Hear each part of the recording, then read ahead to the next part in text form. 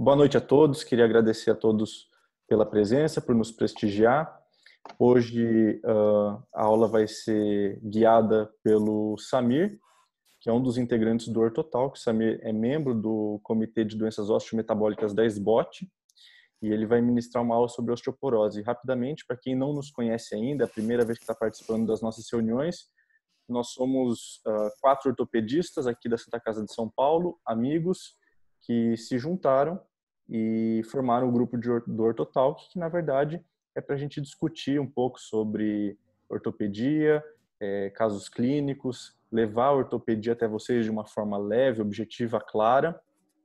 A intenção do Ortotalk não é ser uma aula, na verdade, é para ser uma discussão, uma troca de experiências, um bate-papo. E a cada semana a gente vê que a audiência tem aumentado, o pessoal tem participado toda semana.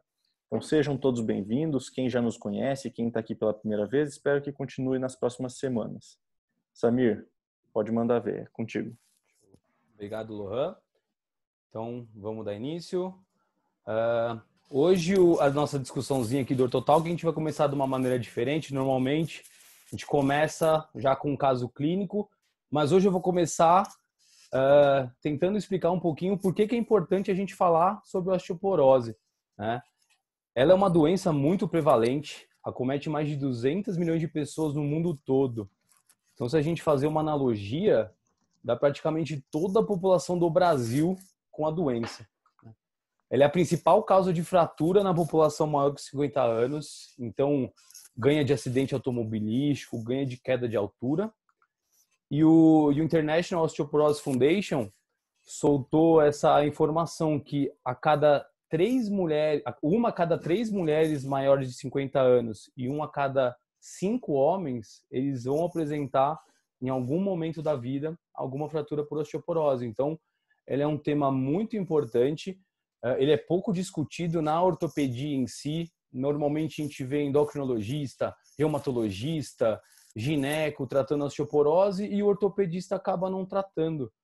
Mas, como eu até falei ali na live que a gente fez há uns 2, 3 dias atrás, o ortopedista é aquele médico que vai conseguir fazer o diagnóstico, tratar nas devidas limitações que a gente tem, principalmente nas osteoporoses secundárias a outras patologias, e a gente consegue tratar a complicação, que são as fraturas, né? Então, o ortopedista é o profissional mais completo da doença, mas infelizmente ela é pouco discutida e pouco difundida na nossa área. A população ela está envelhecendo, a pirâmide etária a base dela está estreitando e o topo da pirâmide está alargando, né? E isso tende a aumentar ao longo dos anos. A previsão é que daqui 20, 30 anos esse topo da pirâmide esteja muito maior. Então, cada vez mais a gente vai lidar com osteoporose e a gente tem que aprender a lidar com isso. Então, a gente tem que voltar lá do básico, lá do início da ortopedia. Existem 2 tipos de ossos no nosso corpo. O osso cortical, que é aquele osso mais rígido, ele é mais denso, ele é principal, dá mais estruturação do nosso esqueleto. E tem o osso trabecular, que ele tem essa forma de esponja e está mais relacionado a essa parte metabólica do osso. O nosso esqueleto ele é composto principalmente por osso cortical, 80% de cortical e 20% de osso esponjoso, né? Todo mundo, quando fala em osso, ele pensa na função do esqueleto como um sustentador, né? Ele dá aquele suporte para todas as estruturas do nosso corpo e além de proteger os nossos órgãos. E também é responsável pelo movimento, correr, saltar. Mas a gente esquece de falar da parte metabólica. O osso ele é um dos principais reservatórios de cálcio e fósforo. Aí a gente vai explicar um pouquinho ao longo da aula a importância disso para o funcionamento do nosso corpo. A doença em si, a osteoporose, ela é caracterizada por essa perda gradual da massa óssea com essa deterioração da arquitetura. Então isso vai fazendo que os ossinhos eles vão ficando mais frágeis e suscetíveis a fraturas. O pico de massa óssea ele ocorre por volta dos 30 anos de idade. Então, impreterivelmente, todo mundo ele vai, a partir dos 30 anos, começar a decair a massa óssea mas isso chama atenção nas mulheres no período da menopausa, né? Pela queda do estrogênio, ele vai ter uma ação principalmente nos osteoclastos, que vai ter uma diminuição abrupta da massa óssea, e esses pacientes têm que ser um foco principal da nossa investigação de doença, né? Aqui é mais ou menos para a gente entender um pouco dessa perda de massa óssea, dessa mudança da microarquitetura, né, comparando um osso normal aqui de uma paciente de por volta dos 40 anos e como muda por volta dos 70. Né? Então, nosso caso de hoje do Ortotalk é o caso da dona Adelaide, uma paciente de 72 anos de idade, que teve uma queda da própria altura. Ela estava passeando, caiu e bateu o punho.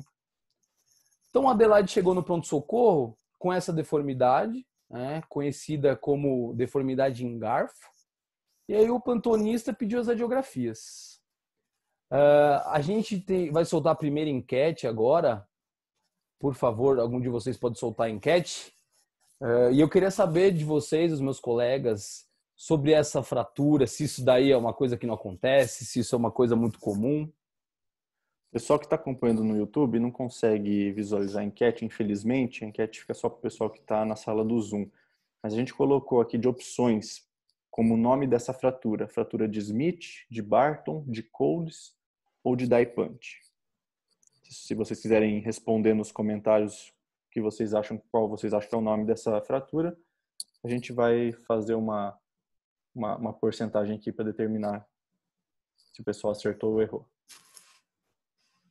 Votação é anônima, viu, gente?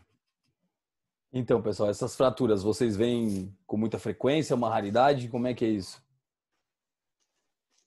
Bem comum, né? Pelo menos uma por plantão aparece. Bastante frequente mesmo, mas não sei onde que o Vitor tá dando plantão, viu? Uma dessa por plantão. Enquanto você fica dormindo, eu tô tocando ficha, amigão. Não, mas realmente, brincadeira à parte, é realmente uma fratura bastante comum, bastante frequente, que se a gente não vê pelo menos em todo o plantão, mas a cada 2 a gente vê pelo menos uma dessa, Vitor. Extremamente comum. Bom, então acho que a maioria acertou, né? Mas ainda teve bastante gente nos outros nomes, né? Bom, mas confunde mesmo, né? Sim. Principalmente a fratura de Smith com a fratura de Coles sempre confunde. O que a gente tem que saber, a fratura de Coles, né, classicamente é uma fratura metafisária com desvio para dorsal. E o que é dorsal? Dorsal é que vai aqui na setinha, vem para cá, tá? Vai para cima. Quando vai para baixo, a gente fala de volar, tá? E o Coles, ele é a fratura metafisária e o desvio para dorsal. Classicamente, é a fratura aí do rádio distal do paciente mais idoso, né? Bom, agora a gente tem que pensar. A dona Adelaide, ela teve essa fratura do punho e a gente tem que definir se a gente vai conservar ou se a gente vai operar a dona Adelaide. E aí, meus amigos, o que vocês acham sobre o tratamento? Nesse caso aí, eu acho que entra muita coisa em jogo, viu? Primeiro, a idade da Adelaide, o tipo de atividade, o que ela faz, se ela utiliza muito punho, as comorbidades, tudo isso eu acho que conta muito quando a gente está Mão dominante. Mão dominante. Acho que tudo isso conta muito quando a gente está falando de uma fratura do idoso. Avaliando a fratura e não o ser que habita a fratura, é uma fratura cirúrgica, na minha opinião. Certo. Exatamente. Isso é engraçado, né, Samir? Muitas vezes no plantão a gente acabava pegando isso e discutindo até mesmo com o chefe. Algumas vezes foi levantado um artigo e mostrado que muitas vezes o tratamento cirúrgico e conservador desse tipo de fratura ele é muito semelhante. Só que nem sempre na prática a gente vê isso, né? Exato. Concordo com o que o Vitor falou. Todas essas informações são muito importantes aí para a gente determinar um tipo de tratamento. É interessante o que o Vitor falou, né? A fratura é cirúrgica, mas não necessariamente o paciente é cirúrgico. Mas, sabendo que a gente consegue tratar essa fratura cirurgicamente de uma forma pouco invasiva, eu tendo a operar esse paciente, eu tendo a operar essa fratura sim. Você tende a operar? Eu tendo assim. Eu acho legal, porque falar para o pessoal, principalmente quem está começando, a gente já bate o olho nessa fratura e a gente já, na nossa cabeça, a gente já sabendo de alguns critérios, a gente já toma a decisão mais fácil, né? Mas o que a gente vai tentar explicar para o pessoal é como a gente consegue formalizar essa decisão. Então, existem critérios de instabilidade de Lafontaine. Tá? São 5 critérios, e na presença de 3 ou mais critérios, a fratura é considerada instável, logo tende a fazer um tratamento cirúrgico. E o que são esses critérios? Desvio dorsal, maior que 20 graus. A gente tem que traçar uma linha no eixo longo do rádio com o desvio do fragmento. Se tiver mais de 20 graus, e aqui é interessante falar, normalmente o rádio ele tem uma inclinação volar, ele olha para baixo 10 graus. Então não é que ele vai ter que olhar do meio 20 graus, não, é daqueles 10, mais 10 no neutro e 10 para cima. Então você olhando aí, se tiver mais que 10 graus aqui, já é considerado 20 graus de desvio dorsal. Então, a Adelaide tem. Cominuição dorsal é essa lesão que agrega bastante instabilidade, e a Adelaide também tem. Então, já são 2 critérios. A cominuição é como se fosse um esmigalhamento, né? Então, você volta um pouquinho lá, Samir.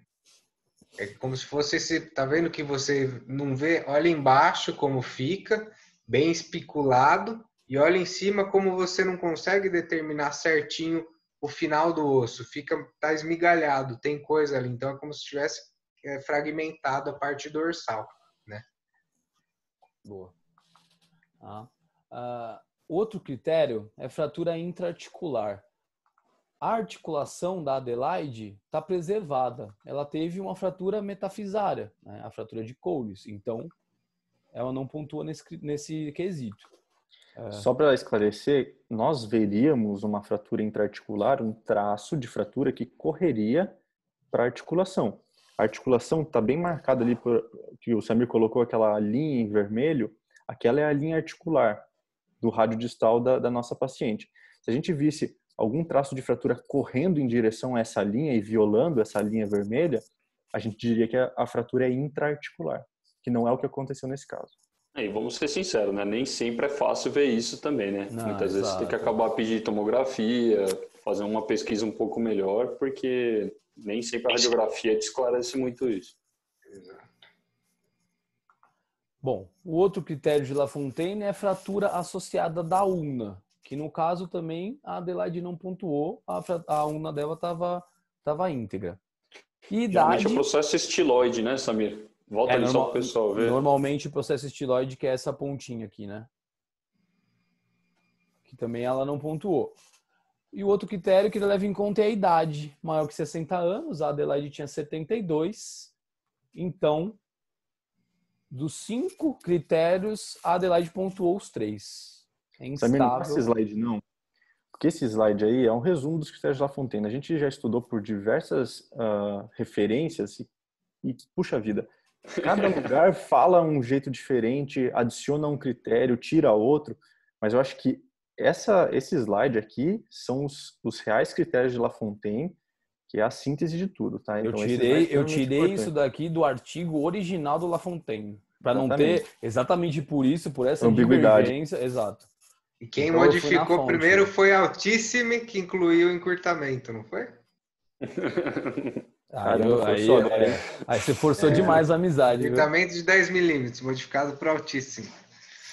Que é engraçado essas coisas, né? A gente começa a ver agora, bate o olho e realmente vira um negócio automático, né? Mas quando ia passar a visita com o chefe da mão lá, você ficava suando para lembrar tudo isso aqui e não tomar bronca. Mas foi o que eu falei no começo. Tipo, a gente já olha uma fratura do rádio distal, já é automático você saber se vai operar aquilo ou não. Mas até a gente chegar aqui, ficou... E vai uma coisa que é extremamente importante, super comum do residente ter dúvida, quando ele vai estudar, ele encontra os critérios de instabilidade e os critérios de irredutibilidade, que são coisas totalmente diferentes. Existem outros critérios, do mesmo jeito que tem os de instabilidade, existem os de irredutibilidade. O que quer dizer uma coisa e o que quer dizer outra? Irredutibilidade são fraturas que são irredutíveis. Você pode mexer, pode fazer o que você quiser, não vai reduzir. Esses são os critérios de redutibilidade. Agora, os critérios de instabilidade pode ser que você reduzindo aquela fratura vai se tornar uma fratura provavelmente instável no gesso.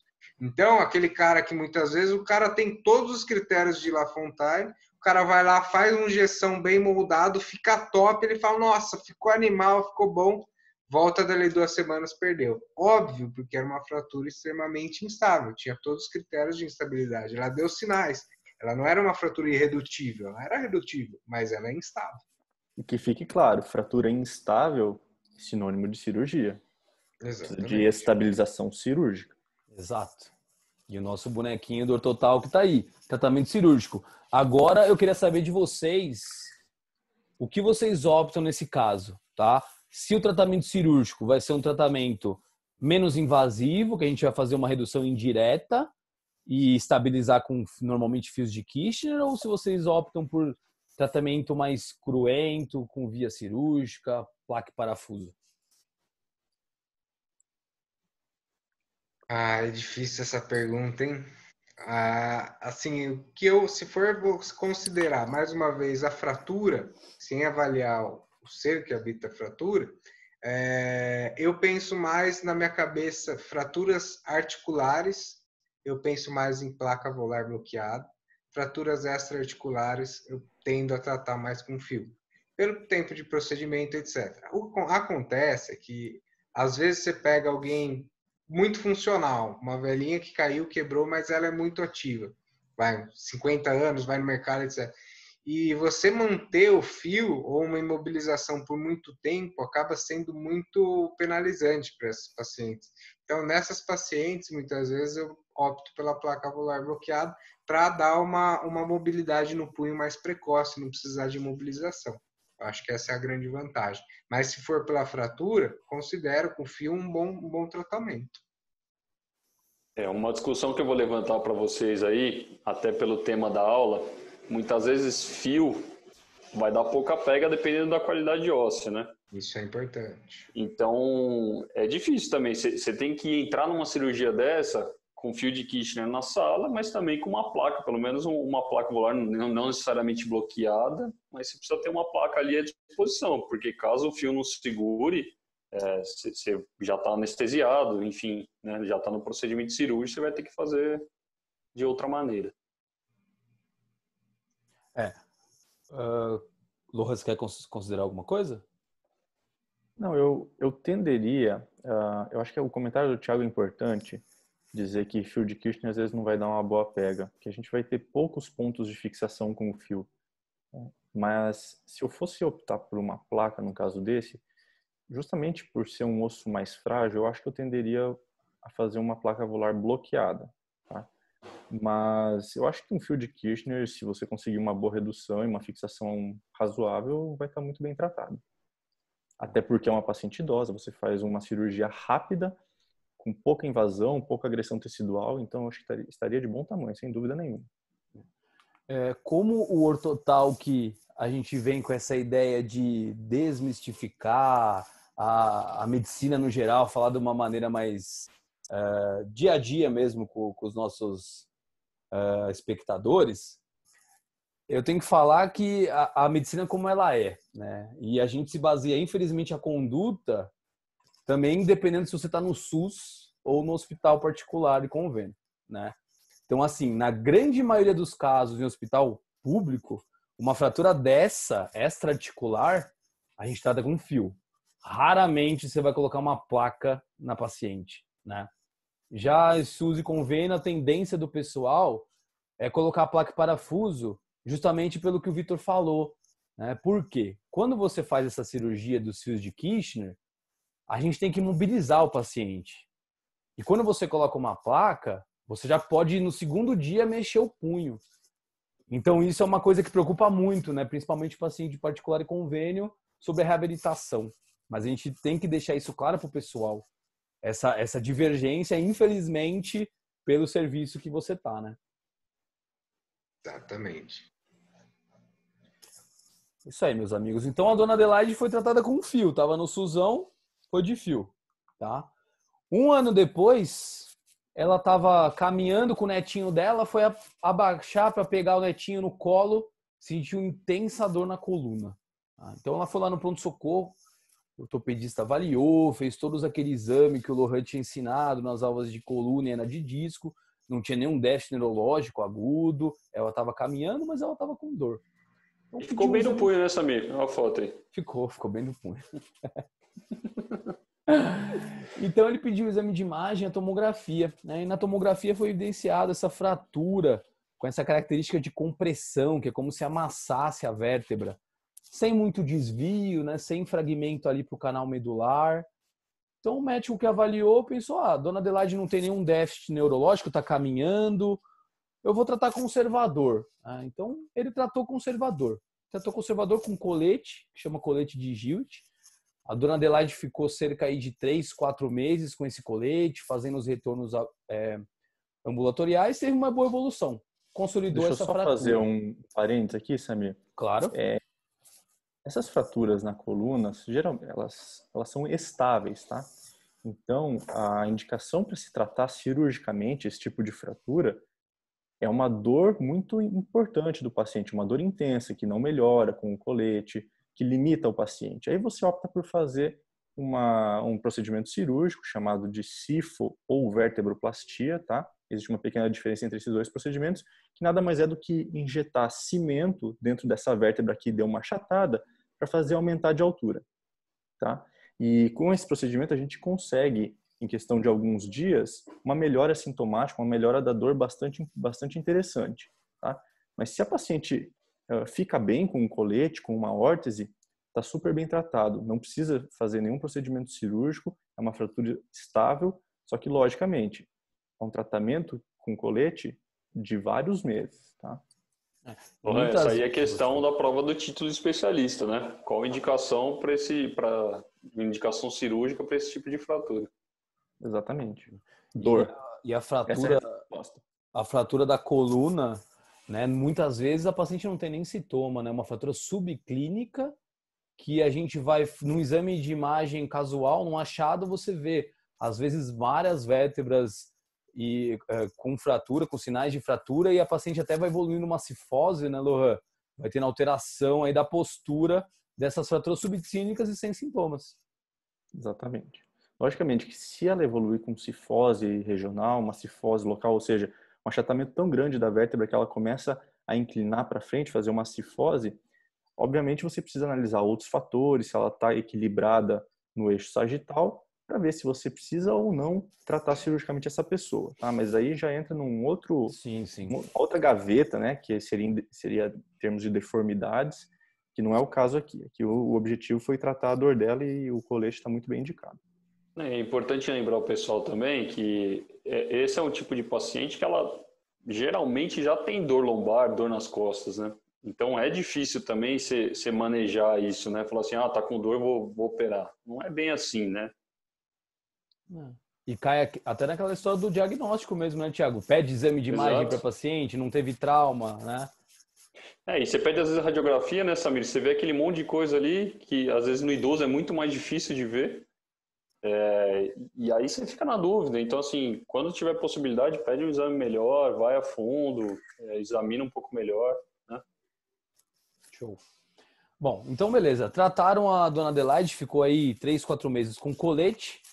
3 anos depois, dona Adelaide escorregou, tá? E chegou no pronto-socorro com essa deformidade. E aí quem já acompanha as nossas discussões já pelo menos já tem que ter acendido aquela luzinha na cabeça, né?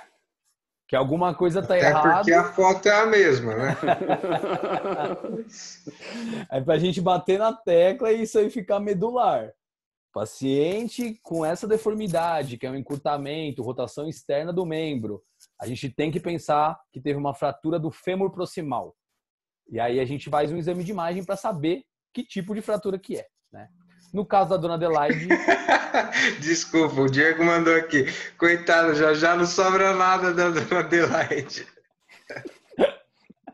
Mas essa é a história. É real. É a história, né? Exato. Isso é verdade, é assim que acontece. É assim que acontece. Bom, então a dona Adelaide teve uma fratura do colo femoral, certo? Internou, né? Pra gente pedir os exames pré-operatórios. Só que a dona Adelaide teve uma intercorrência, ela começou a sentir bastante falta de ar, uma falta de ar súbita. Foi investigado TEP, né, que é o tromboembolismo pulmonar, e foi confirmado. Infelizmente, a dona Adelaide, ela faleceu. Ela não teve um final muito agradável. Tá? Então, a gente tem que pensar. Agora eu queria que vocês falassem um pouco sobre o que aconteceu nesse caso, né? Que a gente, claro, a gente coloca aqui de uma maneira para elucidar, mas isso acontece, né? Isso aí faz parte da nossa rotina, né? Como que vocês lidam com isso? Infelizmente é exatamente isso que acontece, né? O Diego brincou aí, mas é um problema eu acredito não, é um problema de saúde pública. Então, acontece exatamente o que você falou, Samir. Quem está em contato direto, muitas vezes, com essa paciente é o ortopedista. E o ortopedista acaba sendo omisso, não tratando a paciente, e sim tratando a fratura dela. Que a gente não é isso que aconteceu no caso e é isso que acontece. A paciente chega quebrada, você vai lá e trata ela instantaneamente, mas ninguém segue ela, ninguém acompanha, ninguém pede um exame a mais. E todo mundo sabe, se você perguntar para o R1, essa fratura é de fragilidade? Todo mundo sabe. E todo mundo se omite na hora de tratar essa paciente. Só que é o seguinte, vamos ser sinceros aqui, né? Quantas fraturas de punho como essa a gente não pegou na prática e não fez o principal, né? Que além de tratar a fratura, é encaminhar ou tratar a osteoporose, né? Obviamente que, por exemplo, eu com o treinamento que eu tenho em coluna hoje, eu vejo uma fratura dessa na coluna, eu sei que mais importante do que tratar a fratura da coluna, tratar a dor dela, é tratar a osteoporose. Exato. Mas é uma coisa que, quando acontece no punho, a gente às vezes não faz. A gente perde essa oportunidade, né? E aí acontece esse desfecho trágico. Então, assim, é uma coisa que a gente tem que ficar atento. A fratura no punho já tem que ser despertar nossa atenção. Falar, puxa, isso aqui não é normal. Isso aqui pode dar complicações depois. Exato. Tanto que a fratura do punho é chamada de fratura sentinela, que às vezes é o primeiro sinal. Porque o que tem que ficar claro para quem está escutando a gente? Não é normal, independente da sua idade, você cair, que a gente chama de queda da própria altura. Você tropeçar, cair no chão e ter uma fratura. Isso não é normal. Isso aí é uma fratura por fragilidade e deve ser investigada. E o que o Lohan falou é isso. A gente acaba, sem hipocrisia, a gente acaba sendo omisso mesmo. Porque a paciente chega com essa fratura, a gente trata ela e segue na vida. A gente raramente você vê alguém caminhando, né?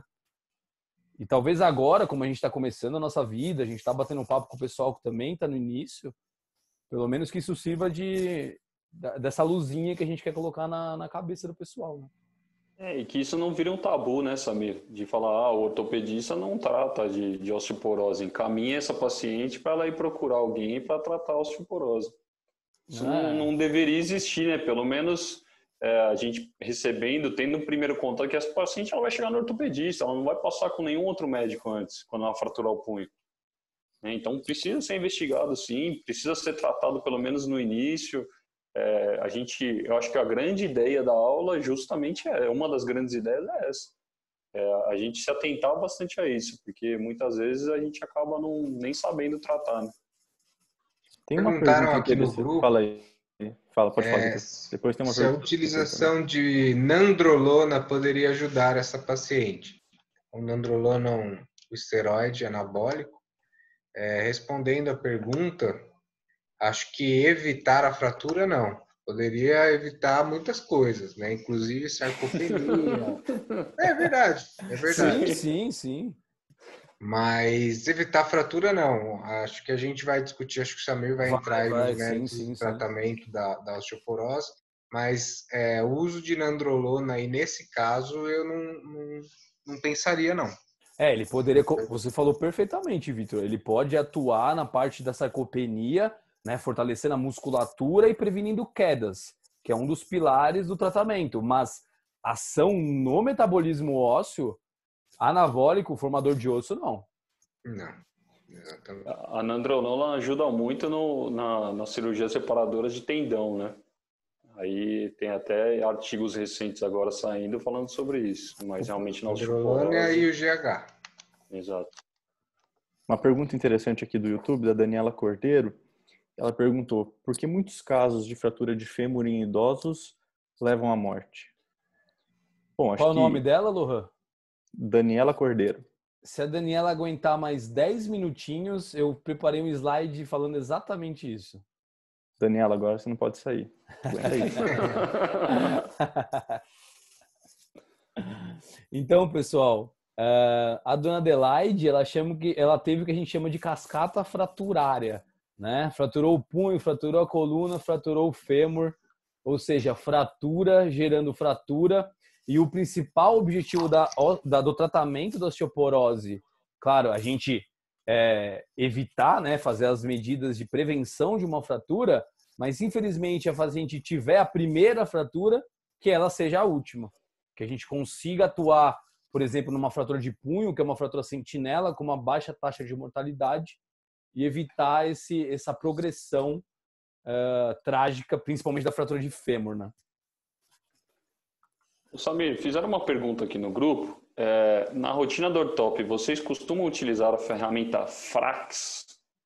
Na verdade, eu não costumo, nem sabia o que era, eu acabei de procurar aqui.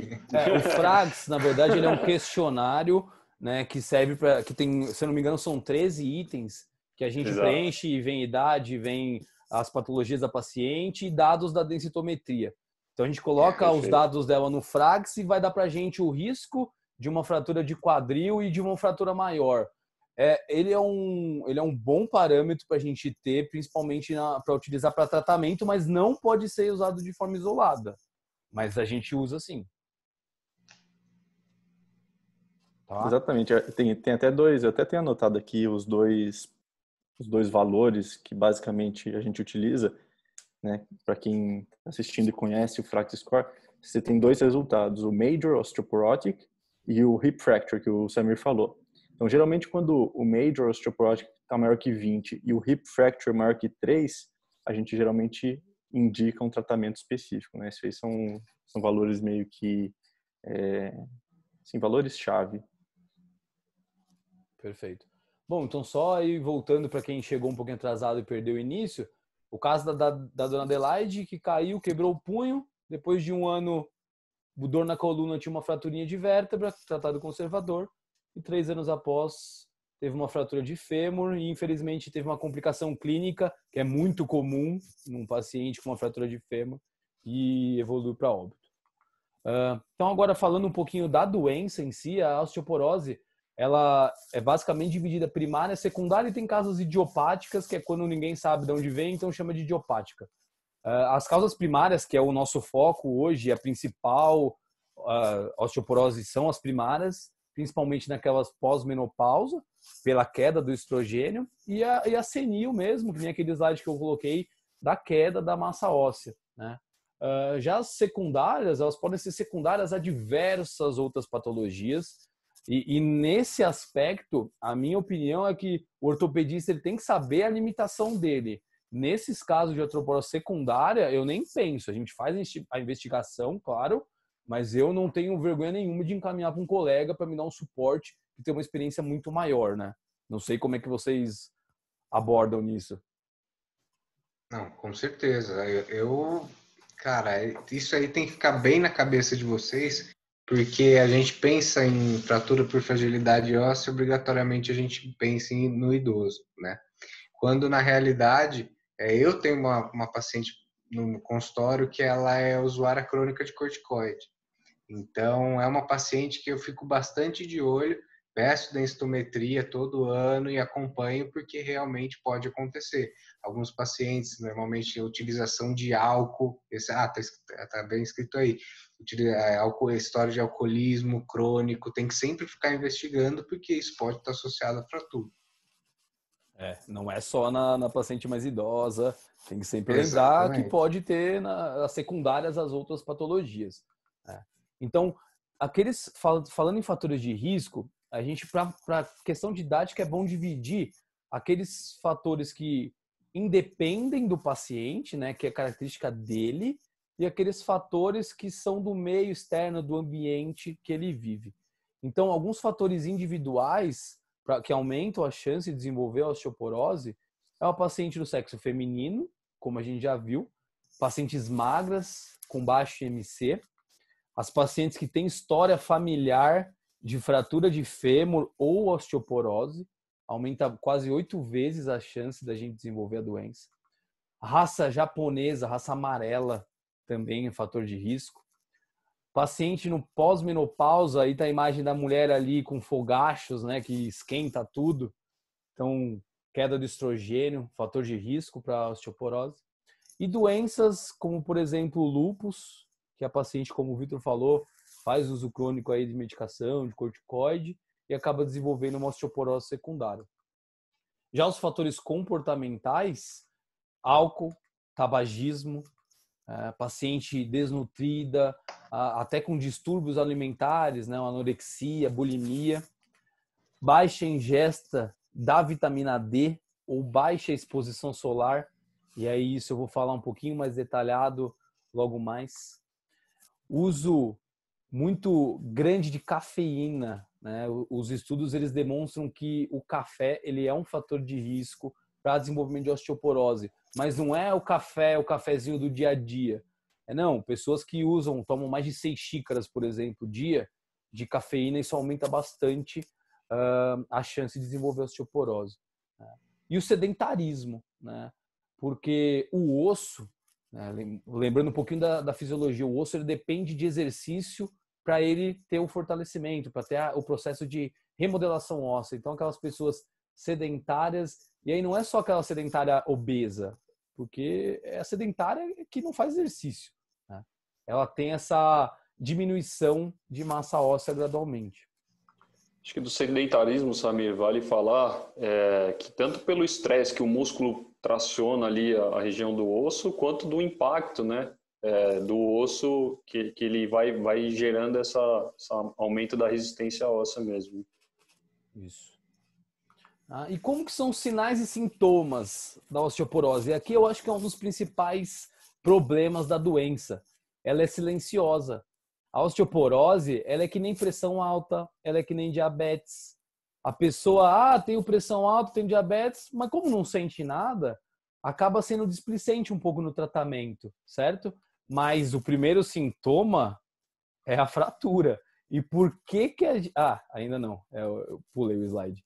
E um dos diagnósticos que a gente faz da doença em si é através do índice de Sain, né, que a gente vê nas radiografias no AP de bacia, que a gente consegue ver as trabéculas do fêmur. Tanto as trabéculas de compressão, tanto as trabéculas de tensão. Então, eles falam que a partir do grau 3 do índice de Sain é considerado osteoporose. Mas esse método... Oi?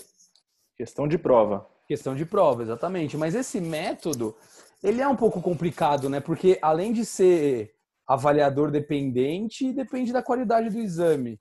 Às vezes a gente tem aquelas pacientes mais gordinhas que o raio-x não consegue penetrar tanto e a gente não consegue ver direitinho as trabéculas, né? Por isso que o exame padrão ouro para osteoporose é a densitometria óssea. E aí eu gostaria que meus colegas soltassem a segunda enquete agora, tá?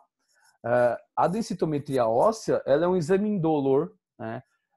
Ela funciona por radiografia de baixa frequência. E aí, para o pessoal que está no YouTube, que não vê a enquete, a gente perguntou qual score da densitometria é utilizado para a gente avaliar indivíduos da mesma idade, tá? O T-score, o Z-score, o W-score ou o Y-score? Pegadinha aí, viu? É uma cilada essa. Tá bem parecida aí as respostas. Mas vocês costumam... Deixa a dúvida. Quando deixa muita dúvida isso aí. Desculpa cortar vocês, mas voltando no índice de Sain, vocês costumam prestar atenção nas trabéculas? Ou é uma coisa que não faz tanto prática de vocês? Não presta também. Eu acho que depende muito do paciente, Samir. Você pega no pronto-socorro, acho que você não vai ficar buscando isso. É aquele negócio, você tem um olhar voltado para outras coisas. Já A no única consultório, chance, eu acho que vale a pena. a única chance de eu olhar as trabéculas é se eu suspeito de fratura, que aí eu uso elas para me orientar, se vejo que tem uma quebra do trabéculo, alguma coisa assim. Senão eu não olho, não. Mas não para ver se tem sinais de osteoporose. Eu também não. Sim. Bom, então acho que a maioria aí do pessoal acertou, né? O pessoal acertou, é o Z-score, tá? E agora eu vou falar um pouquinho, porque isso gera muita dúvida, né? Quem que não pega um exame de densitometria e olha lá, puta, mas T-score, Z-score. Então, assim, o T-score, ele leva em conta a nossa paciente em comparação com o indivíduo mais novo, da mesma raça, da mesma etnia, que seria um melhor padrão, para a gente saber realmente como que está a massa óssea de uma população. A gente olha aquela pessoa que está no pico da massa óssea, ali abaixo dos 30 anos. Né? E aí compara com a nossa paciente. Já o Z-score, ele vai comparar indivíduos da mesma idade. Então, você concorda que é um pouco mais difícil a gente saber se aquele indivíduo está ou não com osteopenia, com osteoporose, e a gente olhando indivíduos, por exemplo, os mais velhos? Porque praticamente todo mundo vai ter a diminuição natural da massa óssea. Então, o T-score, os valores dele, normal é até a -1 desvio padrão, e esse desvio padrão é em comparação ao resultado da densitometria óssea do paciente jovem. Osteopenia é entre -1 e -2,5 desvio padrão. Diagnóstico de osteoporose é quando é menor ou igual a -2,5 desvio padrão, comparando ao paciente mais novo, da mesma etnia, da mesma raça. Tá? E osteoporose grave é considerada quando é menor que -2,5 e já com alguma daquelas fraturas de fragilidade que a gente falou anteriormente. Pelo Z-score, a gente não consegue dizer se a paciente tem osteoporose, tem osteopenia.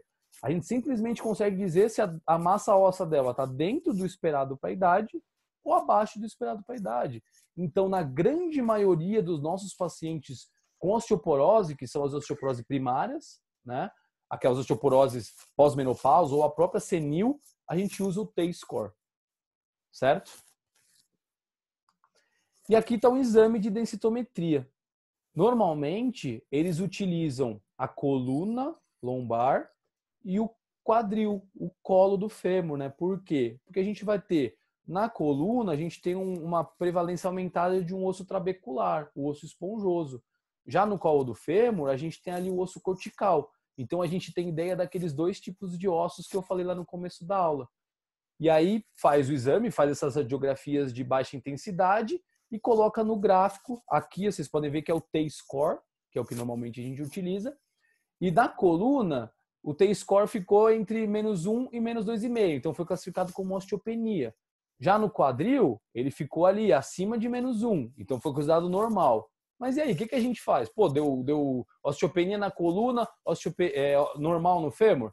A gente sempre vai levar em conta o pior resultado.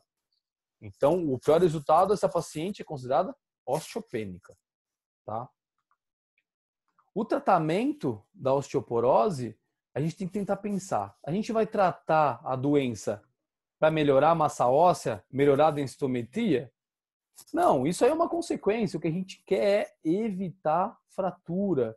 E agora, respondendo a pergunta que fizeram no chat, o porquê Daniela Cordeiro.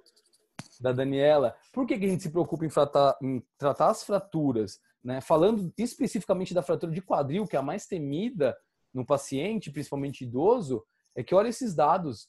Em um ano, 20% dos pacientes que tiveram uma fratura de fêmur, eles morrem, eles vêm a óbito. Né? Eu acho que essa é a pergunta dela, Samir. Por que eles vêm a óbito? Então, pensa assim, um paciente idoso, ele já tem algumas comorbidades. Quando ele cai, quebra o fêmur e vai para uma internação hospitalar, falando primeiro do hospital, ele já saiu do ambiente de casa dele, né? Ele já automaticamente já tem aquelas, já vai parar de fazer o cocô dele no hospital. Quantos pacientes que a gente não tem constipação, que ele não consegue, já começa a evoluir para uma demência senil, e aquilo tudo por causa de uma internação, sem contar a dor que ele tem por causa da fratura, né? O paciente, depois que ele é operado, ele volta para sua vida, tá aí no gráfico, ele não vai ter aquela vida que ele tinha antes. Então, toda essa incapacidade, todo o medo que o idoso vai ter para novos riscos de queda, isso tudo vai acabando com a saúde dele. Samir, se você me permite adicionar algumas coisas no que você falou, Claro. além disso, eu acrescentaria que o paciente com uma fratura, por exemplo, uma fratura do fêmur proximal, o paciente fica acamado. Isso provoca a chamada síndrome do imobilismo. O paciente não consegue ventilar direito, começa a ter complicação pulmonar, pode pegar pneumonia no hospital, por causa do imobilismo, pode evoluir com um trombo, né, uma TVP ou um TEP. Então, o que preocupa muito a gente nesse paciente idoso com uma fratura do fêmur são todas essas alterações decorrentes da síndrome do imobilismo. É isso que mata ele. Sim, Eu acho que vira uma bola de neve, né? O paciente já interna, aí foi tudo que vocês falaram, fica imobilizado, a massa muscular ele vai perdendo conforme o tempo de cirurgia vai demorando para ser realizado, vai para casa, muitos não conseguem fazer fisioterapia, continuam imobilizado, e aí isso vai virando uma bola de neve cada vez maior. E uma coisa que eu tenho... As cirurgias são agressivas para ele, às vezes ele não tem uma reserva funcional para aguentar uma cirurgia, né? São cirurgias às vezes de grande porte, o paciente não tem reserva, tem que passar por um procedimento anestésico. Tudo isso aí ele não tem, muitas vezes, condição de tolerar. E hoje em dia, né, que eu estou fazendo a subespecialização em quadril, que eu estou tendo mais contato com esses pacientes e a gente percebe que um paciente idoso que tem uma fratura de fêmur proximal, raramente ele não tinha nada, né? Ele sempre tem aquela pressão, é cardiopata, diabetes. Então, o que acontece com as outras especialidades é que parece que eles querem resolver a vida do idoso, né? Deixar o idoso com a saúde 100% e aquilo ali se vai arrastando a internação, né? Então, não, tem que fazer eletrocardiograma, tem que fazer ecocardiograma, tem que fazer exame de imagem de tudo. Não, tá com um pouco de HB, tá um pouquinho baixo, vamos transfundir. Então, eles começam a criar um monte de empecilhos que vão prolongando a internação do hospitalar. E o que eu mais estou vendo é a curva. O paciente ele tem a fratura e ele começa a afundar. Infelizmente, vem a óbito. É claro que o paciente tem que ter as mínimas condições para ter um procedimento cirúrgico. Mas o que o pessoal tem que pensar o paciente estava em casa. Ele estava em casa lá andando, caiu, quebrou. Pô, ele vai chegar, o melhor jeito que ele chegou é quando ele estava em casa.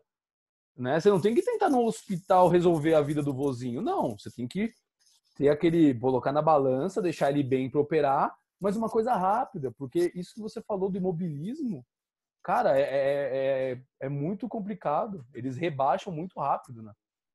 E eu acho que mais uma vez aqui no Ortotalk, eu acho que é importante a gente falar da multidisciplinaridade dentro do hospital ou até mesmo em casa, né? A presença de um psicólogo para esses idosos, da fisioterapia, mesmo com uma fratura de punho, é importante colocar a senhora para andar, a dona Adelaide para andar. Enfim, tudo isso vai auxiliar também na cirurgia, né? E na recuperação dela. Mas vocês, médicos de outra especialidade que têm esse contato, pensem nisso, não é tem uma fratura, preciso operar, que vocês sempre brincam dos ortopedistas. É que realmente a fratura do colo mata, né? Tem até estudo comparando fratura de colo com infarto. Por que o pessoal se preocupa tanto com infarto e já trata rapidinho o infarto, sendo que fratura do fêmur mata parecido com infarto, né? Então é coisa a se pensar. Foi um desabafo.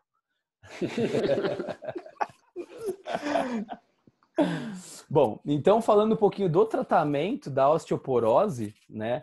Como eu disse, não pensar só em tratar a fratura, e sim prevenir a fratura.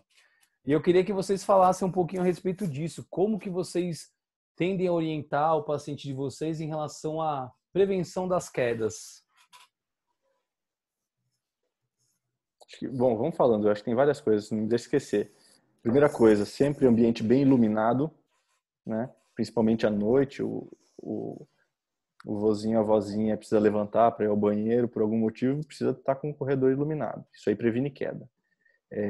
Piso antiderrapante, ou seja, tira esses tapetes, tira do chão, tudo isso que ele possa pisar, tropeçar ou escorregar. Uma coisa que eu gosto bastante é aquele corrimão, tanto ao lado da privada, quanto dentro do box do banheiro, porque muitas vezes eles precisam tomar banho sentado, então aquilo lá facilita que eles sentem e que eles levantem da cadeira. O que mais? Vocês conseguem lembrar de mais alguma coisa? Treinamento da marcha. Treinamento da marcha, a altura das cadeiras e dos assentos, né? Deixar uma altura que ele consiga fazer tanto sentar quanto levantar de forma pouco exaustiva, que reduz as quedas dele. O exame de visão, sempre em Perfeito. dia, para evitar que eles não vejam as coisas que estão no caminho, né? Arritmia cardíaca, tudo, né? Na verdade. Sim. E... Atividade física, importantíssimo. Sim. E normalmente, né, estudando aqui para montar aula, eu vi vários artigos que mostram que a principal causa dos idosos caírem é principalmente quando eles vão levantar na cama no meio da noite para ir no banheiro, por exemplo. Né, que eles têm atividade, eles têm que levantar muito para ir no banheiro, então acorda de noite, ele meio sonolento, cai. E não raro, o vozinho cai, a esposa vai ajudar, cai e chega os dois quebrados. Vocês já não viram isso? Eu já vi. Eu já vi várias vezes idoso na madrugada chegando, Samir, exatamente por esse motivo. Eu fui no banheiro ali e acabei caindo. Tipo ou então chega calçado. Desculpa, Thiago, pode falar. Não, ou então chega de manhã, porque ninguém viu ele caindo, né? Exato. E aí só vão achar de manhã o paciente lá e acaba levando para o hospital depois. Aqui no YouTube o pessoal comentou mais duas coisas que eu acho extremamente importantes. Escadas, né? Não ter escadas na casa do idoso, ou seja, tudo que ele tiver que fazer é no mesmo plano, não precisar subir a escada, descer a escada. Trazer tudo, uma coisa importante, trazer tudo na altura dele, né? Não colocar armário com louça lá em cima, porque ele vai precisar subir para pegar. Então deixa tudo ao alcance dele, sem que ele precise subir em escada. O tipo de calçado também é extremamente importante, evitar chinelo de dedo, calçado que enrosque. Outra coisa que é importante que comentaram aqui no grupo também é medicamentos, né? Então muitas vezes você prescreve lá uma ciclobenzaprina, um relaxante muscular para o idoso, ele acaba caindo por conta da medicação. E aí pode ser até considerado iatrogênico, né? Tem várias... Essa imagem que eu peguei até de uma cartilha, que é bem legal. Então tem várias cartilhas que você pode ter no seu consultório, entregar para o paciente, e tem que ter essa explicação, né? Sobre o risco de queda. O importante que o pessoal entenda é que o ambiente para o idoso tem que ser preparado para ele. Não é simplesmente uma casa ok. Não, tem que ser uma casa preparada para ele, uma casa segura para ele. Se você vai ter que mudar as coisas, fazer reforma e mexer aqui e lá, paciência, você precisa fazer isso. Perfeito. Bom, as mudanças de hábitos, né? Principalmente bebida alcoólica e o tabagismo. A ingestão dos alimentos que contenham vitamina D e a exposição solar, e até mesmo a reposição da vitamina, que eu vou falar logo na sequência. Exercício físico, como a gente já falou e já explicou, do fortalecimento da musculatura, né, do estímulo ósseo para remodelação. Isso aí ajuda bastante. E, Samir, principalmente exercício resistido. Então é musculação mesmo para esse pessoal. Exato, musculação. Até porque também, né, aí já vem outro problema, porque esses pacientes têm doença degenerativa, joelho, quadril, aí eles querem fazer caminhada, vou caminhar. E aí acaba piorando mais ainda as patologias, né? Às vezes você foca nesses exercícios, fortalecimento muscular. Às vezes não é nem ele que quer caminhar, é um santo que vira e fala, você precisa caminhar, vai andar. E aí o idoso vai, tem que fazer atividade física, eu vou caminhar. E ele termina de destruir o joelho, o quadril, tudo. Ou então acaba caindo na rua com esse monte de buraco também, né? Essa parte de musculação é pouco, na minha opinião, né? Pelo menos eu não vejo tanto difundido, né, nos idosos. Né? A gente também, é legal falar sobre isso para o pessoal ter uma noção, que é muito importante. Eu acho que dentro da ortopedia aí também é um grande mito, assim, né, Samir? Até por isso que eu fui buscar fazer as coisas da medicina do esporte, porque você acaba vendo muito isso com relação a exercício resistido, essas coisas, né? E é bem legal, tem bastante coisa para a gente aprender mesmo. Perfeito. Bom, também, e aí o tratamento consiste na parte de suplementação de cálcio e vitamina D, né? E as medicações em si, tá? Para o tratamento. Então, falando um pouquinho agora da importância do cálcio, né? Ele atua em diversas estruturas do nosso corpo humano, mas principalmente na atividade muscular, condução nervosa e cardíaca, tá? O metabolismo do cálcio, quando a gente tem uma diminuição do cálcio no sangue, tem um hormôniozinho que é produzido na paratireoide, tá? Que são esses 4 pontinhos pequenos que ficam atrás da tireoide. Ele produz o paratormônio. Né? E o paratormônio ele vai agir no osso, aumentando essa reabsorção óssea para jogar cálcio no sangue, né? Tirando o cálcio que é reservado dentro do osso para a corrente sanguínea. Ele também vai atuar nos rins, para você perder menos cálcio no xixi, então ele vai reabsorver o cálcio da urina, e também ativando a vitamina D, para ir lá no intestino, aumentar essa reabsorção de cálcio, e também no osso, para aumentar essa reabsorção de cálcio. Então, tudo ele acontece, esse mecanismo endocrinológico acontece para a gente aumentar o nível de cálcio dentro do sangue, porque o cálcio ele tem as importâncias, igual eu falei no slide anterior.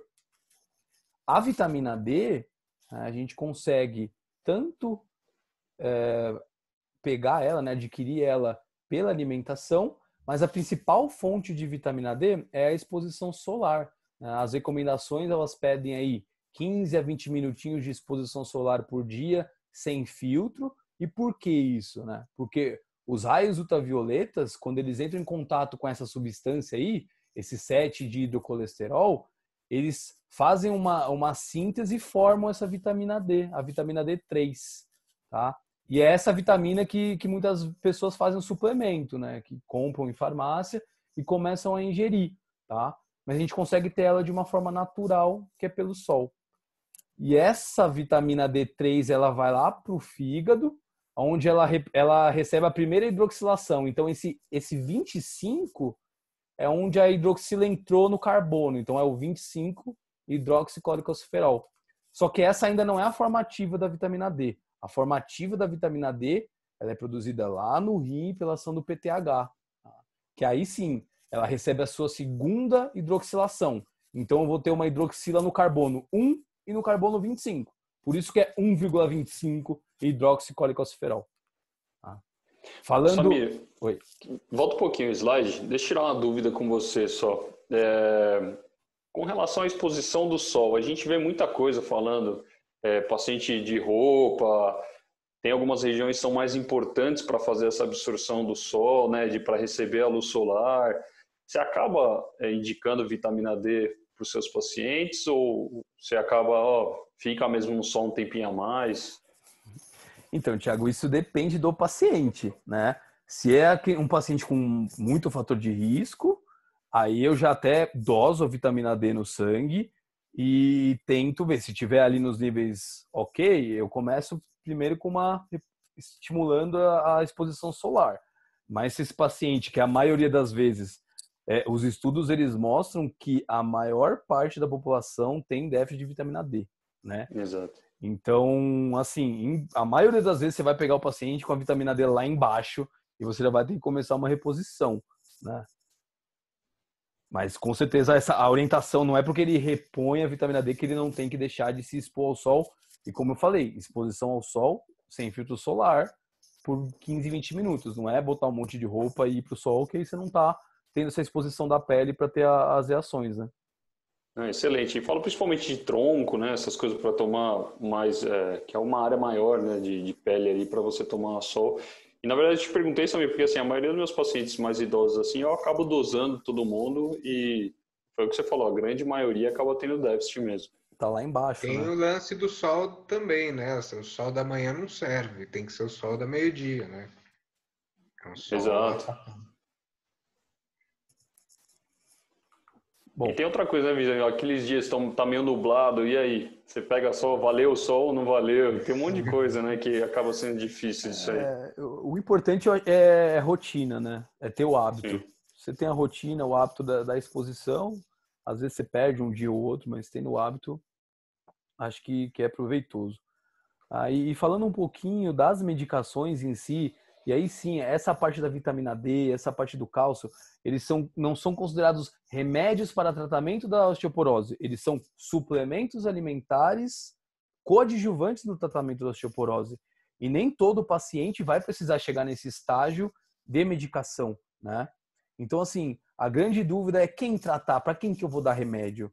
Então, a literatura, ela fala pra gente que você tem que tratar pacientes com osteoporose grave, tá? Então, fez a densitometria, osteoporose grave, você tem que entrar com medicação. E aí a grande discussão é naquelas pacientes osteopênicas, que tem estudos que mostram que a grande maioria das fraturas são nas pacientes osteopênicas, não são nem tanto nas pacientes com osteoporose grave.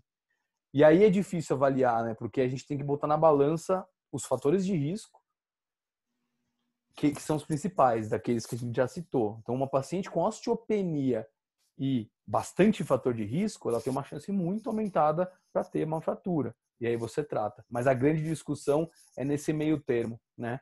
E o tratamento, eles são divididos, basicamente, a maioria das terapias são drogas antirreabsortivas, né? Que elas vão atuar nos osteoclastos. Que os mais conhecidos aí são os bifosfonatos, né? O pessoal normalmente de hospitais públicos tem mais contato com alendronato, né? E tem drogas mais modernas, que são medicações endovenosas, como, por exemplo, esse primeiro de baixo da esquerda, que é o ácido zoledrônico. Ele é um bifosfonado, só que ele é endovenoso. E esse aqui ele é mais reservado para aqueles pacientes com osteoporose grave, principalmente tem metástases ósseas, que tem um risco muito aumentado de fazer fratura por fragilidade, né? Não é muito do dia a dia. E atualmente, né, as drogas mais recentes, como a teriparatida, ela vai atuar como anabólico, que antes os medicamentos da osteoporose, eles atuavam mais na antirreabsorção, atuando mais no osteoclasto. A teriparatida, ela é um anabólico, ela estimula a formação de osso.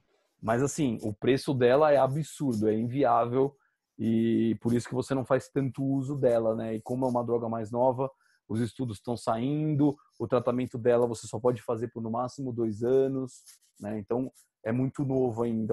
As drogas que são mais estudadas, que classicamente já tem um monte de estudo, são os bifosfonatos. Acho que vai só lembrar também da terapia de reposição hormonal, né? Tanto para a mulher quanto no homem, acho que é importantíssimo, primeiro, para ganho de massa muscular e aí toda a cadeia que a gente falou aí, né, de modelação, remodelação óssea e essas coisas. Perfeito, no pós-menopausa. Perguntaram no começo da aula se o cálcio é o mesmo cálcio que faz a contratilidade muscular, contratilidade cardíaca, etc. E perguntaram também sobre um pouquinho sobre o metabolismo ósseo, ação das paratireoides, ação da vitamina D. Né? Eu acho importante falar o basicão, assim. Então, o que vocês têm que lembrar? Que é o mesmo cálcio, só existe um cálcio, né, no organismo. Então, é extremamente importante. Se vocês lembrarem lá da fisiologia cardíaca, das bombas de cálcio, etc., mexe na contratilidade cardíaca ou de outros músculos também. Então, esse nível de cálcio ele vai ser regulado a todo momento, por isso que o Samir falou, da vitamina D e do paratormônio. Então, vocês têm que ficar com isso bem claro. Alguém tira o cálcio do sangue e põe no osso, que nada mais é do que um grande estoque de cálcio. Tá faltando, baixou teve uma hipocalcemia, ou seja, caiu o cálcio do sangue, alguém precisa colocar esse cálcio no sangue. Quem vai fazer a reabsorção óssea, tirar o cálcio do sangue, tirar do osso e pôr no sangue, é o paratormônio. Então, eles são reguladores. Para isso que serve o controle disso é justamente manter o cálcio no ar. O objetivo não é manter o cálcio no osso, o objetivo é manter a calcemia, porque senão a calcemia vai matar muito antes que a fratura. Exato. Então isso vai regular muito através disso. Então, paratormônio, precisei de cálcio aumentado no sangue, está com cálcio baixo no sangue. Eu vou tirar do osso, quem que vai fazer isso? O osteoclasto através do paratormônio. Sobrou cálcio no sangue, posso estocar? Quem vai fazer isso é a vitamina D. E também, Vitor, é muito importante essa ação conjunta do cálcio com a vitamina D, né? Porque o cálcio, quando a gente tem uma ingesta de cálcio ou de alimentação, leite, derivados, ou mesmo a suplementação do cálcio, ele é muito pouco absorvido no intestino. Você perde 70% ou 80%, você elimina, você não reabsorve. Exato. E se você não tiver ação da vitamina D ali no intestino para reabsorver ele, Você não reabsorve. você não reabsorve, você vai perder praticamente tudo. Então, eu já tive... Eu sempre estou perguntando para os pacientes sobre isso, e ela só repõe o cálcio. Ah, não, eu tomo cálcio para os ossos. Aí você fala, pô, e não adianta, né? Porque ela vai estar eliminando nas quase 80% Faz nas cocô fezes. caro, né? É cocô caro. Uma coisa que as pessoas... uma coisa que tem que chamar bastante atenção também, principalmente aí, que falam que vai ser o mal do próximo século, né? Muita gente fazendo cirurgia bariátrica, são as grandes síndromes desabsortivas, por conta disso que o Samir acabou de falar. Eles têm um déficit e não conseguem absorver nem vitamina D, nem cálcio, nada, e consequentemente a isso eles desenvolvem as doenças osteometabólicas. Nossa, tem bastante artigo falando de bariátrica com osteoporose. Bastante. Aproveitando só esse tempinho aí, Camila perguntou aqui no chat: não existe recomendações para o tratamento com bifosfonados para pacientes com osteopenia? E há recomendações quanto ao controle de fatores de risco e incentivo de ingesta de cálcio, seja alimentar ou suplementado, atividade física de impacto, vitamina D? Foi o que eu falei. Em paciente com osteopenia, você tem que avaliar os fatores de risco. E nesse aspecto entra bastante aquele questionário Frax que a gente comentou lá no começo da aula. Se você tem uma densitometria óssea com osteopenia, fez o Frax, tá dando paciente com alto risco para fratura, como é que você não vai tratar ela para osteoporose? Né? Só que essa é a grande discussão, se você trata ou não as osteopênicas. Eu acho que nesse aspecto o Frax ele ajuda bastante na nossa terapêutica. Tá? Em relação ao cálcio, qual que foi a pergunta? Desculpa. Não, acho que era bem isso mesmo, Samir. A única coisa que eu entrei numa discussão com o Bruno aqui, falando da suplementação de vitamina D, eu acho que isso que você está falando é muito importante. E cada paciente é um paciente, né? Você tem que ver se o paciente tem risco de ter litíase renal, se ele tem outras comorbidades que, quando você suplementar, ele pode acabar exacerbando um problema que ele já tem. Então, lógico, ajuda sim esses scores, mas tem que tomar muito cuidado, acho que paciente a paciente, né? Exato. O cálcio, né, ele tem muito mais efeito colateral que a vitamina D. A vitamina D, é muito difícil você fazer uma intoxicação por vitamina D, porque ela lá no rim, ela é sintetizada numa enzima que é inativa e o metabolismo consegue controlar. Já o cálcio não. O cálcio em grandes quantidades, ele pode dar um monte de arritmia cardíaca, cálculo renal, um monte de coisa essa. Então tem que tomar bastante cuidado com o cálcio e nunca fazer a reposição.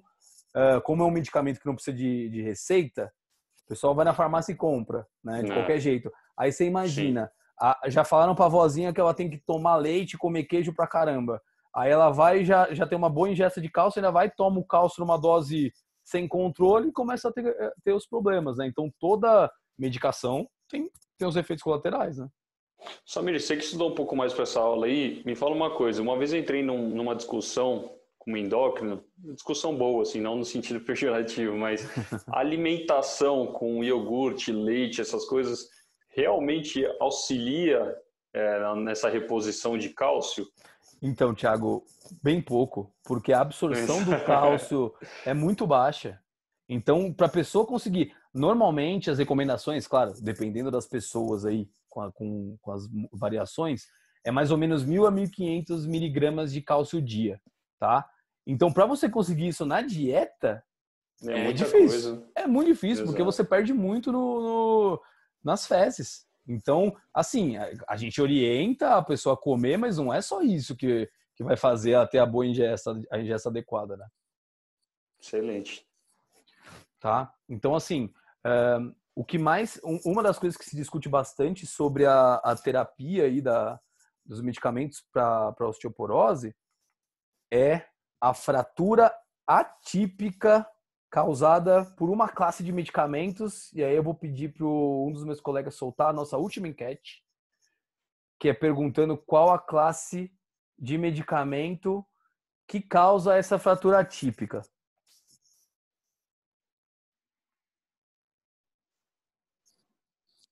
Pessoal do YouTube que não está vendo a enquete, as nossas opções são alendronato, denosumab ou teriparatide. A disputa tá boa. A disputa tá boa. Só enquanto o pessoal vai respondendo, eu acho legal falar algumas coisas.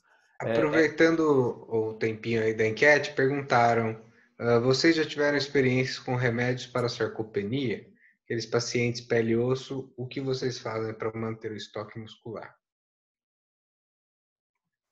Então, tem uma medicação, se eu não me engano, é da Eurofarma até, sarcopenia, alguma coisa assim, que eles dão serve para refazer o estoque muscular. Mas a questão do estoque muscular é justamente tudo que a gente já falou, né?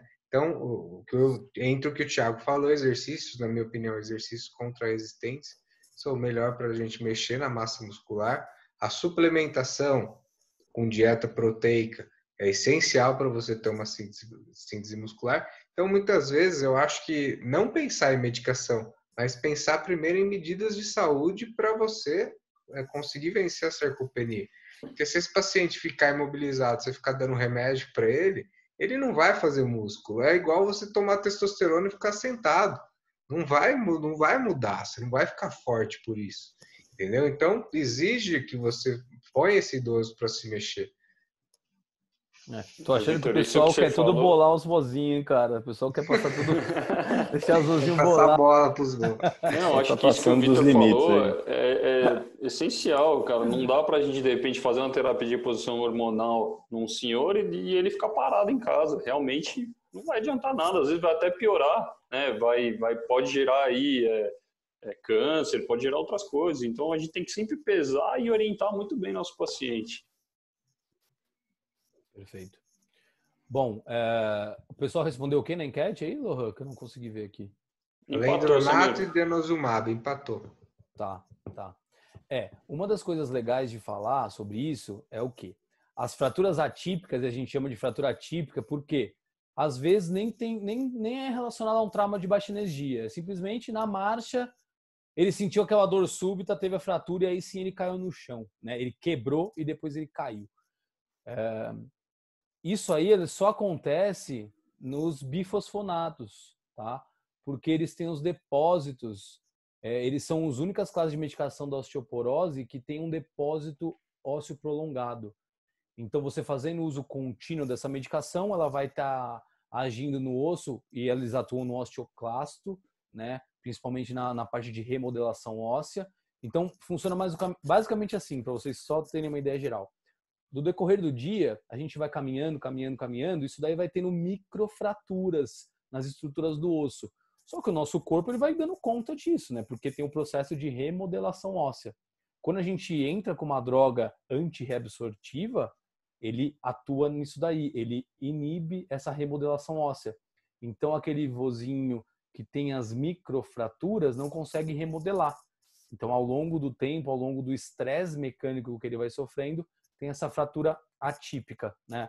Tanto que até, não sei, vocês já ouviram falar em drug holiday sobre as medicações de osteoporose? Não. Então, o drug holiday eles fazem principalmente para bifosfonato, que é o quê? Depois que você fez um uso mais ou menos aí 4, 5 anos de um bifosfonato, você dá um intervalo sem medicação. Porque como ele está depositado no osso, ele fica aí 1, 2 anos lá. Então você não precisa ficar dando a medicação para realmente evitar essa fratura atípica. Mas isso só com os bifosfonatos.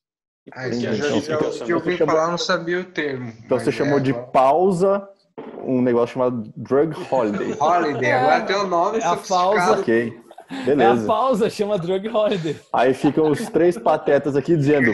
Nunca ouvi falar. Não conheço, não faço. Parabéns, Samir. Foi mal. Desculpa. Bom, mas pessoal, o que tem que ficar claro sobre isso, né, da fratura atípica, porque rola muita discussão. Não vou usar tratamento para... Porque o alendronato é a grande droga que é usada aí no SUS e tal. Então, não vou usar, não vou tratar a osteoporose porque vai dar fratura atípica. Só que assim, a fratura atípica, ela é uma raridade. né? Às vezes o ortopedista, ele tem a ideia de que como ele está num serviço de ortopedia, que recebe os traumas, ele vê com maior frequência. Mas se você botar isso no montante, as fraturas por atípicas em relação aos bifosfonados é raridade. Olha o tanto de fratura que tem por osteoporose. Então não tem sentido você não tratar a osteoporose, que você vai estar evitando todo esse número de fratura, né? Isso E tem que aqui ficar pro fazer pessoal. uma observação biomecânica, né? Que eu tinha muita dificuldade de falar, pô, o osso da vozinha, olha o tamanho tarugo dessa cortical óssea. Como que o osso desse quebra? Exatamente por isso, porque o osso fica mais rígido, o osso fica sem. O osso normal ele tem um coeficiente de elasticidade. Quando você bate nele, você acha que ele não deforma, mas ele tem um grau de deformação até ele quebrar. Uhum. Então, essa elasticidade do osso, ela existe. Quando você toma muito bisfosfonato, o que acontece? Você faz com que essas paredes se tornem espessas, o osso perde esse coeficiente de elasticidade e é como se você batesse, ele quebrasse. Como se fosse vidro, né? Quebrar. Como se fosse Exatamente. vidro. Esse Então, raio-x está bem feliz para mostrar as características de uma fratura atípica, né? Que é o traço transverso, uma cortical espessada, subtrocantérico. A gente vê que é um traço de fratura bem perpendicular à cortical óssea. E Seu Samir, mostra a cortical óssea espessada para o pessoal entender o que é. Obrigado, Lohan. Achei que ele ia falar aí, eu tava esperando também. Desculpa, Thiago. Tem que deixar vocês também, pô. Cortical espessada, a gente vê, olha a espessura que tem essa cortical óssea, ou seja, essa parte mais branca, mais esclerosada. Isso significa ter uma alta densidade de cálcio, uma alta concentração de cálcio, e ocorre justamente o que o Vitor falou. O osso fica quebradiço, fica rígido. Ele perde a maleabilidade, a flexibilidade dele. Parece que é um osso forte, mas não é, né? Mas quando a gente vai operar é duro, né? É duro. E aí, exatamente o que eu ia falar. Aí você pega uma fratura dessa e quer passar uma haste dentro. Aí o bicho sofre. Só para o pessoal entender. Olha o tamanho do canal, né, intramedular. Pelo espessamento da cortical, quase está fechado aqui esse canalzinho medular. E o tratamento dessas fraturas, a gente coloca uma haste que tem entrada aqui no trocânter maior e ela tem que ser uma haste longa, quase lá no joelho. É difícil, cara. É uma cirurgia difícil, o osso é duro, é complicado. Aí, mais uma vez vem aquele negócio, né, Samir? Exato. Você vai brocar aí, né? Vai alargar o canal, já aumenta o risco de TEP, de embolia gordurosa. É um baita problema. É uma bola de neve. Então, o melhor é evitar mesmo. Mas isso tem que ficar na cabeça. É raro fratura atípica, é raro. É muito mais vantajoso você tratar a doença e prevenir fratura do que não tratar, não vou tratar para prevenir a fratura atípica. Não, trata a osteoporose, tá? E um adendo aqui, Samir. Geralmente, quando eu vejo paciente com esse tipo de fratura atípica, é aquele paciente que foi uma vez, 2 vezes, começou a tratar a osteoporose e não voltou mais. Achou que era o mesmo tratamento para sempre. Geralmente é o paciente que perdeu o acompanhamento. Uhum. E aí acontece isso. Bem observado, Lohan, bem observado. E tudo cai naquele esquema da doença silenciosa. Eu não senti nada, tô tranquilo, não volto no médico, né?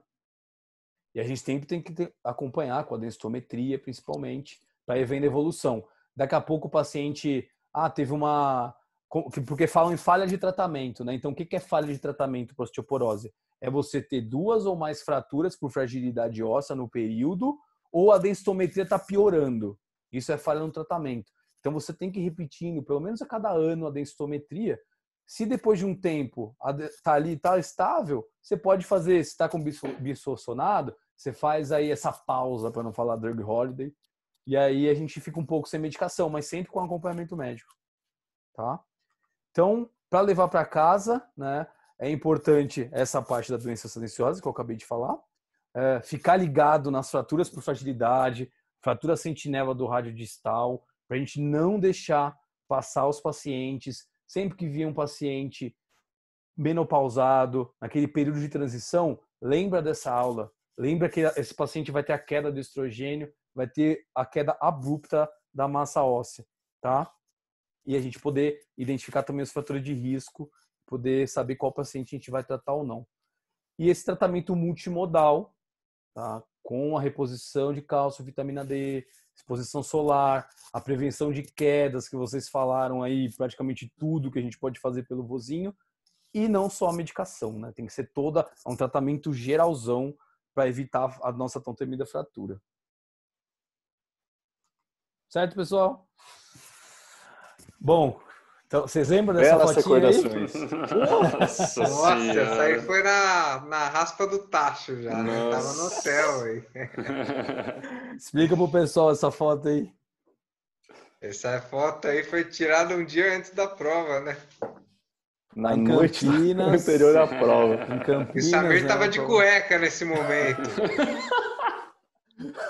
Como eu tô agora, né? Mas... Cara, foi lá em Campinas, no hotel, né? Que a gente tava estudando ali a revisão final antes da nossa prova. Foi 3 anos que a gente fez? 2, 3 anos? A gente nem tinha noção ainda sobre o Ortotalk. Mas para ver da nossa amizade aí, que já era desde essa época, né? Desde a residência, e principalmente fortaleceu nessa época do Teote, né? Eu acho que principalmente o Lohan, que foi agrupado aí com a gente, né? Foi foi um agregado de grande importância e grande peso pra gente aí. Bom, pessoal, é isso. Eu acho que... Se tiver alguma dúvida, alguma coisa... a gente vai respondendo aí se tiver alguma pergunta no chat ou no YouTube. O relação ao certificado, para quem fez, seguir os passos, independente se assistiu pelo YouTube ou pelo Zoom, a gente vai mandar o link aí, tá? E só relembrando os nossos candidatos a afiliados, não fiquem nervosos, porque a gente vai avaliar com calma os conteúdos de vocês e vai responder. Tá? A gente vai mandar mensagem para todo mundo, avisando aí se foi selecionado para a próxima fase. Legal, Samir. Tem 2 questões rapidinho. Eu quero que você responda rápido, bem direto. Pacientes negros precisam ter uma exposição maior ao sol ou menor? Existe alguma relação se eles captam menos ou mais a luz solar? Os pacientes negros, eles têm a proteção da melanina, já que é uma proteção natural deles, né? Isso aí pode, às vezes, dificultar um pouco a absorção, a síntese dessa vitamina D, né? Mas lembrando que os negros, só vou cortar também.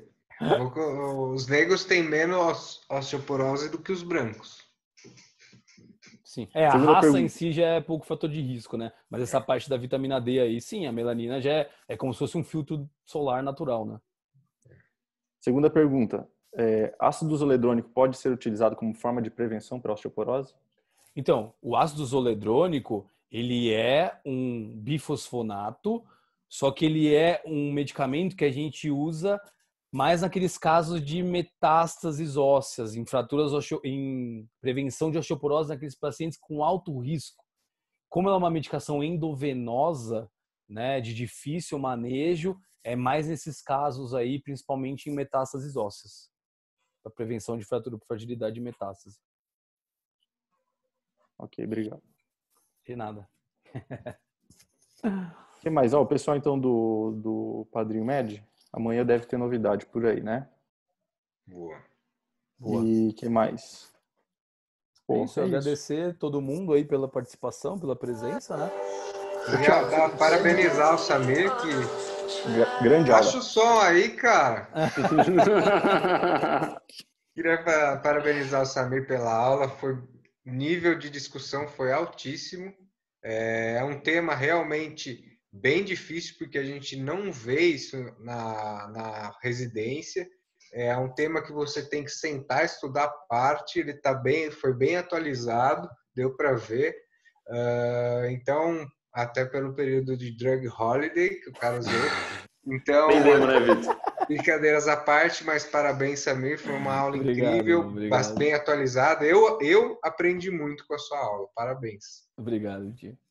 Não, parabéns mesmo, Samir. Eu acho que o nível foi lá em cima e falaram até no grupo aí, do jeito que você passou, parece uma coisa muito simples, muito fácil e aí dá até vontade de estudar mais o assunto. Mas então, de verdade, parabéns, cara. Né? Foi bem legal. Exato. Obrigado, cara. Parabéns, Samir. Obrigado a todos que nos acompanharam até aqui. Eu queria só falar uma coisa, que agora tem que ir atrás de janta. O pessoal do que está concorrendo ao Padrinho Med, nunca mandou um delivery pra gente, né? Porque a gente sai aqui super tarde, 10h30, 10h45. Fica a dica. Não sei, eu não tô furar uma boia agora, hoje cara. disso. Mas eu acho que pode ser algum critério de avaliação aí da primeira fase, né? Ô, Luan, você quer que os caras comprem a gente? Não, de forma alguma. Gostamos de pizza, Eu tenho hambúrguer. vergonha de você, bicho. Quem tiver interesse em participar, assim, tiver muito afim de ganhar o padrinho, né? Talvez a gente leve em consideração alguma coisa nesse sentido, tá? Só avisa a gente o que vocês vão mandar, de onde, né? Por questões de segurança. E a gente, imagina, né? A gente aceita de bom grado.